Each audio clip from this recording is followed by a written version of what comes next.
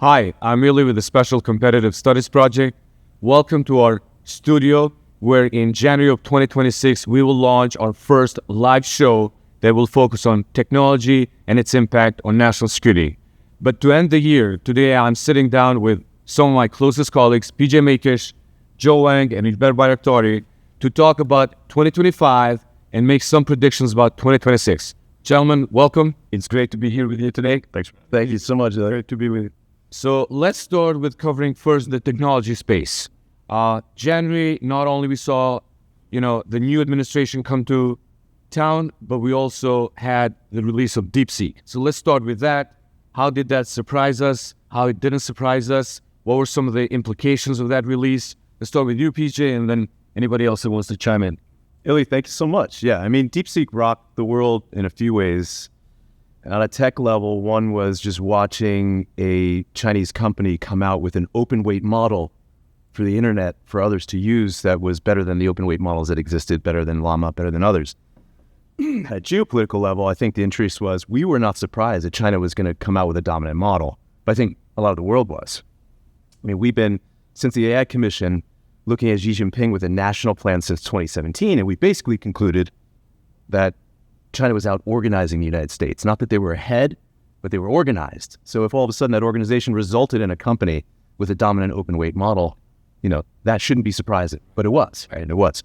So I think then it also opened the game about how are companies going to play open weight models versus closed weight models. So just for everybody who's not in it, the closed weight models are proprietary. So if you use Gemini, you can't use the secret sauce to make your own model. In an open weight model, you can use those weights to make your own. And so the world has been exploding on development platforms, tailoring their own models for their own purposes, using open weight things like DeepSeek. So now, instead of Meta and Llama driving that world, all of a sudden a Chinese company was driving it. And I think that rocked the world, rocked Nvidia. Joe, anything? No, exactly. I think what we're seeing now really is that you're seeing how companies around the world and the Chinese are working with their partners around the world to really deploy AI for practical use cases, right? And I think we're in that stage where the use of AI for whatever purposes, that's really the competition that we're in now. It's not just about AI for science, it's not just about the foundation models. Those things are still important, but it's about where the proliferation of the models are going to be going around the world and how people are going to be using them in their daily lives. Hubert, I know you wrote a newsletter on. Yeah, I think for me, the surprise was that up to that point, we had assumed that the U.S. frontier models enjoyed a year to 2 years of advantage vis-a-vis Chinese models. And I think at that point, it became clear that China was a pretty close second follower. So, and I think that trend has continued throughout this year. The second thing is I think the DeepSeek R1 introduction sort of ushered a new era in terms of which tech stack will become the dominant one globally. And I think that race intensified over the course of this year, and we'll continue seeing intensifying over the course of next year and through the end of this decade. Let's move on to proprietary models. I mean, just in the last couple of weeks, we have seen numerous releases. You had GPT 5.1, and now you have Gemini 3.0. So these models are still powerful. They have become better in thinking and reasoning. So it's been a big year. I mean, obviously, for the OpenAI, Anthropic, Google. PJ, your take on how good these models have become, since, the first release? Yeah, right. Not to mention just this year. Yeah, just using the ChatGPT family of models, I think we were watching 1 and 2 and 3 march from performing like a child to a junior high school to when O1 was released, it was better almost 10% in all the sciences than a PhD student. So when O1 dropped, we thought O5 was going to drop. It was O1. That model kind of rocked the world in its performance because it had the chain of thought reasoning that went alongside the transformer model. So it was just better. Now with the competition between the hyperscalers, everyone has a choice to make about which model they prefer and why. Gemini 3 with thinking mode, or whether you're pro or ultra, it almost feels like a dominant design. It's not clear how much better do they have to get. They're not hallucinating. I haven't seen them making errors for things we're driving for. You're a super user of them. You're using it for, everything. How much better do they have to get? So my thought on these models is this year, they got to a place where Google search got. which is it was such a dominant design that you hardly thought about what does the new release of Google Search look like, because it got so good. I feel like when you look at Gemini and Chat 5.1 or Claude 4.0, you're at a place now where you're like, how much better do they have to get for everyday use? Not much. Not much. All of them felt more tight, more compact, more less errors. I think hallucination is gone. Nobody's talking about that anymore. Yeah. PJ, sorry, Joe, your thought? No, I think it's the same thing like I was saying before, right? Right now it's about adoption. I think people still think about AI, ChatGPT, Gemini, and they still think back to the 2022 moments where, oh my God, like Peter was saying, so many hallucinations, right? That's not the case anymore, right? So how do we make sure that we can push out that adoption and make sure that the American models are the models that are proliferating around the world? That's really the name of the game, right? I think for me, the two sort of significant advances were, one, the introduction of systems to thinking, where the models were no longer just predicting the next word, but actually taking their time to think through your prompt, doing the research, and then coming back with, as you suggested, a fairly hallucination-free answer. So that, I think, was pretty encouraging to see. The second piece, I think, was the advances in multi-model. We had envisioned that was going to happen, but I think the models have gotten much, much better in terms of interpreting audio, interpreting video, interpreting geospatial, and so have a much better sort of geospatial intelligence built in than what we saw at the beginning of the year. This was a big year for Nvidia. I'll talk about the infrastructure, but when you think about one company really that dominated the headline this year, in terms of how powerful it became stronger, and then all the sort of like dynamics related to the policy implications of whether or not we allow Nvidia to export to China, that by and large, this was a big Nvidia year. So your comments on Nvidia, PJ, for this year? Yeah. First of all, it's been so fun to watch you interact more with Nvidia and with Jensen. Your podcast with Jensen was really cool. I think let's take a step back and think about where we came from. Yeah. Land the link to it. No, seriously, it was a good one. It's really good.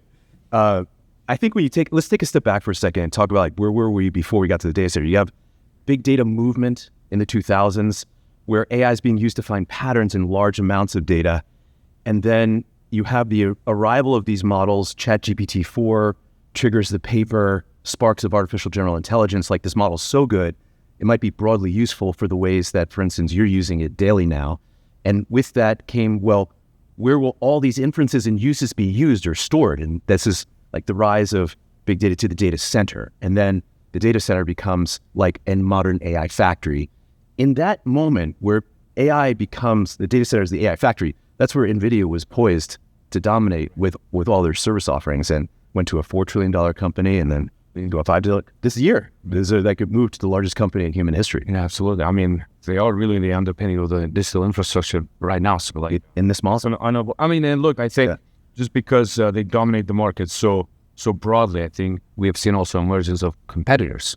There are constantly companies emerging, coming up with new ways to build that infrastructure. So I think that's going to be an interesting, space to watch next year for sure. Which of these competitors really have alternative solutions to Nvidia? Because I think right now Nvidia really dominates the market when it comes to this infrastructure. Joe? No, I think one of the things we wrote about in our first report really is the build out of global digital infrastructure, right? That's going to be part of the competition that we're going to see going forward in terms of, like we've been talking about from the very beginning of this conversation, whose stack is the world going to use? And I think there's definitely a part of the world that's going to go with the Chinese, because they're going to use, they only want the cheapest models that are out there, right? They only want the cheapest options, and that's going to be the Chinese option. But when we think about the landscape of how the rest of the world is going to look like, you see what this administration is doing. The AI action plan that the administration put out came out after DeepSeek, and I think you see the focus on open weight in the AI action plan, but at the same time, the export of the American tech summit. And so how we do this, I think, is going to be really important in structuring the world going forward to make sure that, American technology, American values still kind of are at the forefront of shaping the world looks like. And so, and you have the world leader in chips, right, in AI chips right now, and Nvidia being at the forefront of this. And, I think it's still a mark of American innovation, don't bet against America. But, we know that China is slipping at our heels in terms of trying to catch up and trying to overtake the site. But I think the emergence of Nvidia in the size and the form that it has, I think, has been a huge geopolitical win for the United States. As well. I think it has shown that American innovation ecosystem is still vibrant, including when it comes to hardware. I think software. So our track record was solid, but I think there were questions, in the aftermath of 5G and Huawei, in terms of whether America can come forward with hardware sort of tight. And I think Nvidia really changed the narrative completely. It opened new opportunities. I think if you look in the Middle East, I think in one swoop, it allowed a reorientation of the Middle East more firmly back into the U.S. fold, particularly key allies like UAE and Saudi Arabia. I think if you look at Europe and elsewhere, in the sort of Western world, democratic world, much of that AI infrastructure is being built on NVIDIA's tech stack. And as you said, I think if you look at the sort of the next best two, we're still talking about American companies, Google and Amazon. So I think it has really sort of renewed the American spirit of innovation, including on hardware. Okay. A big year for the infrastructure overall, energy, data centers, investments. We saw an explosion really when you look at the numbers that are being promised in terms of investments, locations that companies are building, investments coming from out of the country to really jumpstart this infrastructure need to power the next generation AI. So PJ, for you, what was the biggest surprise or biggest key takeaway in this infrastructure buildup from last year? Yeah, I'd have to take a step back to something you said when you were executive director of the AI Commission, where AI infrastructure would in some sense become like Eisenhower's highway program, where you're thinking about something so national based on the competition that you have this dual use infrastructure that's like a national form of national power in being, it's sitting there, right? You were the first one that I heard make that analogy. I think that that's really what's happening. To talk about what Aubert's saying, NVIDIA as a company provides the ultimate leverage, globally when you need it against rivals, not against allies and partners, but against rivals, it's that. So I think AI infrastructure has become like the infrastructure of the old world competition. It's like the new world competition there. Those who dominate it will most likely dominate the destiny of nations in some way. And I think all these investments really are against the backdrop of the current conversation about the AI bubble, because at the end of the day, these are real investments in real infrastructure, like physical infrastructure. Right. Joe? Yeah, no, we're talking about, like Pete is saying, we're talking about the future of the world, right? And like Aubert is saying, the way that the infrastructure build out has gone, obviously we need to focus at home first. We need to have that foundation at home to make sure that we're stable, that we're staying ahead, but then making sure that we, again, just build out the American tech stack. That's the name of the game, because we're at that stage where it's not just about whether AI, as Aubert was saying, and whether AI works, right? We're well past that. Yeah. Really we're talking about the rest of the world and the future of the world and how that looks like. And making sure that American tech companies get out there, that's got to be a huge part of our strategy going forward to make sure that our allies and partners are part of this picture. Because if we don't do that, the Chinese are out there doing that on their own. Yeah, I think for me the exciting thing about the energy, the nexus of energy and AI, is the work that you, Willie, and PJ have done here with particular focus on fusion. Right? Is I think AI is really bringing front and center the need for an accelerated discovery of new forms of energy. I think it's unlocking new investments. And I think we really have a unique opportunity to both solve our energy demands as well as do it in a sort of a climate conscious way, particularly with these new sources of energy. So I think that has been a welcome sort of development at the nexus of AI and energy. Yeah, go ahead. I was just thinking about how for the Fusion Commission, everybody should know, if you haven't read the report, that Steve Crowley, head of the Princeton lab, said that this might be the first technology delivered by AI. AI might solve the material science issue of keeping a fusion plasma from melting the walls. It might be the first one to create an industrial control system, control the temperature of the plasma, so it's a controlled reaction. It generates energy more than a few hours, days, right? So it's fascinating to see the convergence of the two now, that you might have a tech that people thought was always 10 years away, now delivered by AI to me, that's one of the insights of the report. Yeah. Just shifting a little bit on the government efforts, new administration obviously taking a really acceleration approach to AI. Yeah. They released the AI action plan, which is an incredible document, I think. But no surprise, I mean, Michael Pratsios was the guy behind the first AI strategy that the first Trump administration released in 2018-19, I believe. And then we had the Genesis document that was just signed a couple of weeks ago that PG were being intimately involved. So let's just quickly review these documents, the importance of the documents, what kind of tone, what kind of stage they set for the future. The AI action plan, for me, signals the president's intent to go past talk. I love the name of it even being an action plan. I mean, it's a strategy, but it's really like an I plan in some sense for AI. Now, if you think about how the Cold War began, we had a big diagnosis and like long telegram, we had sort of a prescriptive document, Article X, but it was NSC 68, as you've noted before, that became the mentality of implementing advantage. In fact, the subtitle of NSC 68 is the objectives and programs of the United States of America, right? So you see the whole action plan and Genesis moving to programs, and there's no power without programs. There's no real things. There's no leverage over rivals without program. And that's what I love about the action plan. It's like, it's more like the implementation mentality that I think the AI Commission had. Is like, we can talk about all this, but here's the plan to do it. That's how I feel about that. And Genesis we can talk about, but it's just, for those who haven't read it yet, it's the idea that science will never be done the same way again, that artificial general intelligence platforms and maybe super intelligent platforms beyond that, not far away, will be used to take down R&D barriers in any of the sciences it can apply itself to broadly. And so you'd have human-machine teaming of advancements in science like we've never had in human history. And the president has thrown down, declaring that almost like an Apollo program, right? Called Genesis. And the one thing I like about Genesis is it really puts the labs, again, at the forefront of innovation with our companies. Big time, yeah. We hosted all of them here earlier in the summer with all the frontier large language model companies. So it's really good to see that synergy between the labs and the companies. And I think Genesis really is the umbrella EO that can put that effort under the same roof here. Yeah, the competitive advantages of the labs are back at the front, right? They're just like perfect organization to do this. I know, I agree. Joe? No, I think you worked at the White House? You worked on these EOs in the past? we all worked at the White House. Yeah. I think that's no, but I think look, this is with the new administration coming into office. I think this was clearly, if you look at over the past year, and every president when they get back into office or start their first term, I mean, what they want to do is start American leadership, right? And I think you see like the both having a president use and talk about AI. You use the word AI or intelligence in their in so many speeches since from the beginning of the taking office, and the layout of how from the action plan to Genesis to the national security strategy as well.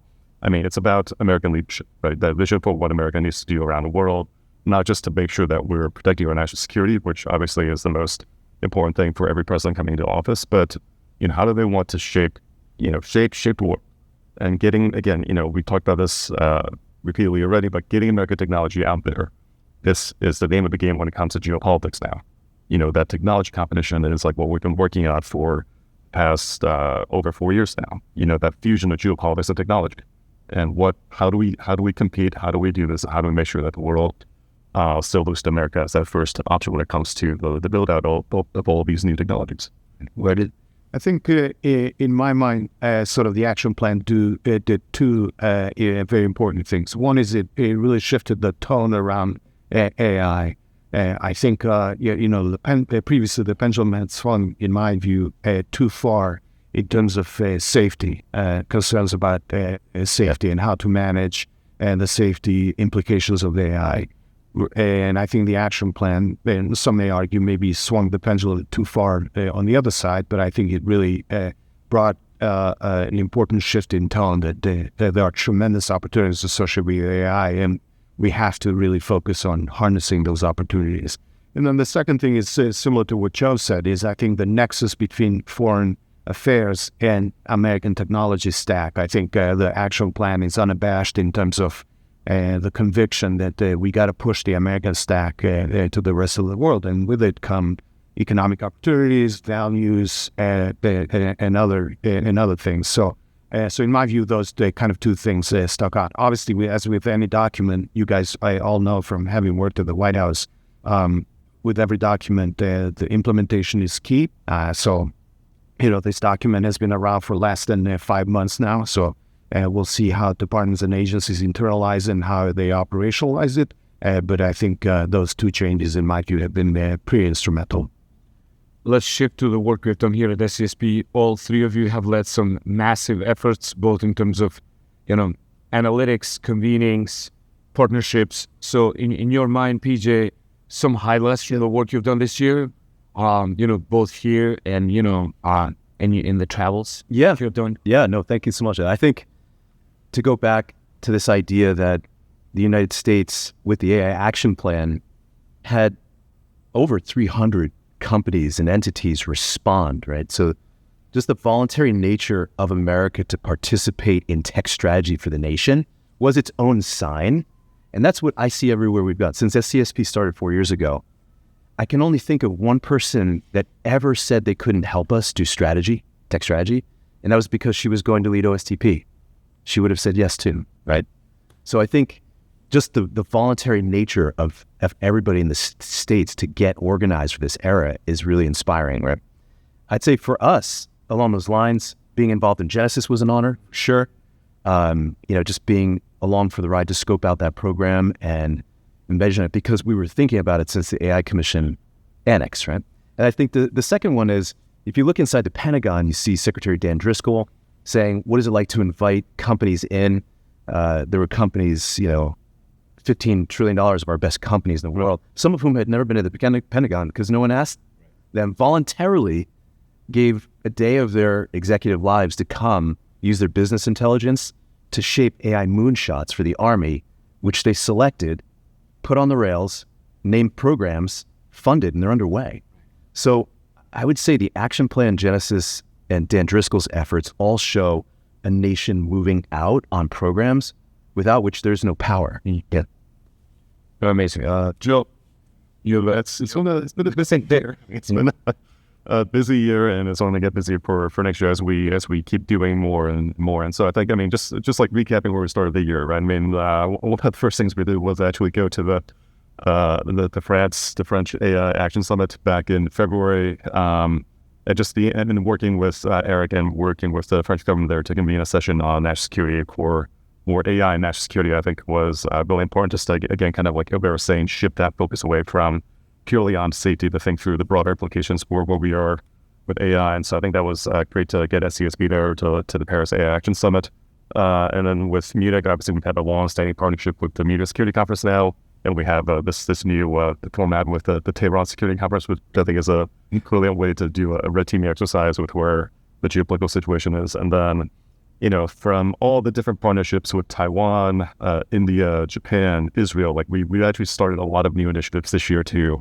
Again, that fusion of geopolitics and technology, and think through what are new Track 1.5 efforts where we can bring together government partners as well as industry partners to really think through what are new technology solutions to some of the old economic, geopolitical, political, military challenges that our partners are facing. And so, and obviously the other big project that we've been doing for about a year and a half or so with SCSP is the International Strategy Forum, our Global Young Leaders Program. Great, amazing program. We just finished selection for our 2026 cohort of fellows. We're planning our first session there in January in Taiwan again. So just to bring young leaders to see what a vibrant democracy looks like, dealing with obviously very hard security challenges facing it from China, but at the same time being a very tech-forward nation and all of the incredible innovation that's there in Taiwan. And that nexus of how partners fit into all of this, right? That we've all kind of talked through the technology issues, but the partnerships that are at the core of this, I think, is really important in enabling American technology leadership. We can't just do it on our own, and so all the partnerships that we built out this year and going forward are, really part of that vision of American leadership around the world, to make sure that it's not just about America, but how do we bring in partners into the equation? Because if we're not doing that, the Chinese are. Thanks, Joe. Bill. I think, most of my work focuses on intelligence and defense, so I'll just take through some of the things that really resonated with me this year. As you know, we did a series of 3 various hackathons where we brought some of the brightest minds who are still students to work on some of the toughest national security challenges. And it was really impressive to see in terms of what the products they came up with. And that really resonated with me. Our intelligence team has also focused on how we can help the intelligence community embrace new technologies. So I would commend the latest report that my colleague Chip Usher did, a veteran of CIA for over 3 decades, called Digital Case Officer. So how can the intelligence community use AI in its recruitment efforts of foreign agents? We also did some work on strategic warning and how we can leverage AI to solve some of policymakers' main dilemma, which is to foresee where the crises may be happening around the world. On the defense side, I would say, a huge effort for us was back in June with the new administration when in conjunction with the AI Expo, which is our flagship event at the DC Convention Center. We organized our 3rd exchange on innovation and national security, inspired by former Secretary of Defense Ash Carter. So we brought together all the service chiefs, various secretaries, Secretary Jan Driscoll, who had just announced the Army Transformation Initiative. So it was a 3-day event, really with some of the sort of cutting-edge thinking and initiatives when it comes to defense, tech, and innovation. And then we did also an AI plus autonomy and an AI plus space, which were part of our 8 AI plus summit series. So focusing on autonomy and space as 2 key capabilities. And then lastly, I would make a shameless plug on our Offset X Evolved, which is an update to our 2022-2023 offset strategy, and provides some recommendations for the Defense Department or Department of War in terms of what should be kind of the new joint warfighting concept, and what are some of the institutional, budgetary, and other initiatives that might be worth taking, mindful of the geopolitical changes and the technological innovation that's happening. Big year for us at SCSP. As Yulber mentioned, we had 8 AI Plus summits. 2nd AI Expo, which brought 15,000 people. It's an incredible year. We launched Fusion Commission. We concluded Fusion Commission. Now Fusion is a priority for the Secretary of Energy. We're launching 2 new commissions next year, and also a task force with Nvidia on the future of work. So incredible 2025, but I think 2026 is going to be even bolder and bigger. Let's make some predictions about next year, PJ. Yeah. Starting with you. Give us one headline. What do you expect next year is going to be looking? I think in 2026, people are going to start moving from talking about AGI to ASI. So you wrote an article in September, I think it was Foreign Policy, right? September of 23, just before the administration came in, that this would be the AGI presidency. I think then you were unique in saying that. And then 3 months after that, some other leaders of hyperscalers were saying, not thousands of days, but this administration. I think this year, I'm already hearing 3 labs saying out loud, we're not talking about AGI in the labs anymore.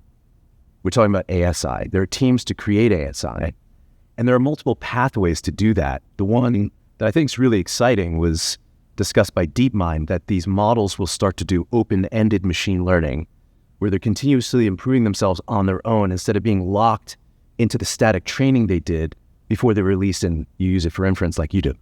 So I think the year 2026 is somewhere along the line, people are going to realize that we have beyond level 2 AGI, and that we have those forms, whether they're released or not. We have stronger forms that fit the definition of AGI, and people are going to start saying like, well, where is ASI and what's the path to ASI?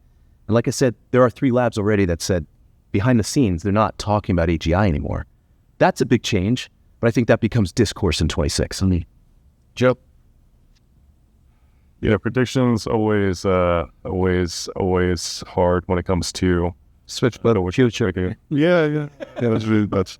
No, I think, we've seen, I'll talk more on the geopolitical and tech side and what we can see there. I think for Europe, I think we've been on this train a while about how the Europeans are so far behind on their perspective about what technology is and how it fits into their national strategies. That and we keep talking about the EV example for Europe and how the EV industry is taking off in a way that's going to just completely crush the old internal combustion engine model for how automobiles were, and how much of the European industry was structured around that sort of industrial production. And so, I think we're going to see the Europeans finally realize that that's the case. And so the challenge that they've been facing, that we've been trying to lay out for them, really is like there are really two paths, right? I mean, one path really is, are they going to look to China as their preferred partner because they don't have a choice and they're going to give them the cheapest options, and that's kind of they'll be on this dependency with China in a way that's going to, like, in some ways, kind of what was laid out in national security strategy, just lead to in many ways the disintegration of Europe as a cohesive political institution. Or will they find a way to work with America to lay out that vision for how technology can reshape the world and really push forward in a more positive direction of how they want to take forward a more tech positive approach to how they see politics and economics and industrial strategy. And so then what that means also is for China, I think we're going to continue to see, from the DeepSeek that we started this conversation with, we're going to see breakthroughs. There will be breakthroughs because they are at the cutting edge and they are competitive, and they are our peer competitor when it comes to tech competition, right? We're going to see breakthroughs that are going to shake the world, and shake the world not because they're technologies that will transform the world, but they're going to shake the world because people are going to see that, oh my God, China is this geopolitical entity that is working to shape the world, to reshape the world. And so the challenge that the rest of the world is going to have to face is, like, how can they deal with a China that is intending to reshape a world that isn't going to be based on the rule of law or transparency or some of the basic fundamental principles around liberty and freedom that we have here in America and elsewhere around the world. And so, how we think about export controls, I think, is going to be will continue to really take off next year, and how we build a new export control regime around technology is going to be something that we're going to really need to work on for the Europeans and Asian partners that we have. And in Asia, I think, you see a lot of our partners there, Japan, Korea, Taiwan, Australia, they understand the challenge that they face when it comes to China's role in the region, right? And so doubling down on the partnership with the U.S. is something that I think we're going to see, especially with the new Japanese Prime Minister, who has a very pro-U.S. perspective, and how that the reshaping of alliances to make sure that the United States still is a forefront, working with our allies partners on make sure that the world order such as it is that we have is moving forward, is something that we'll see more of the play. So thanks, Joe.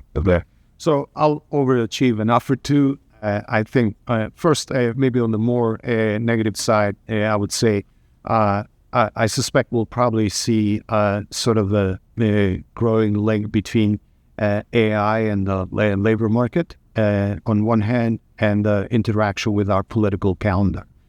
So yeah, you guys will recall when the ChatGPT came out and some of the other models, there was a lot of concern over enhanced cyber threats, bioweapon threats, disinformation. But I really think the narrative, the popular narrative, rightly or wrongly, will start honing in on the impact of AI on jobs. And with us here in the U.S. going into midterm elections in November, I see sort of an interaction in that particular domain. So again, the evidence on this is mixed, but politics sometimes is driven more by passion than evidence. So we'll see how that will play out.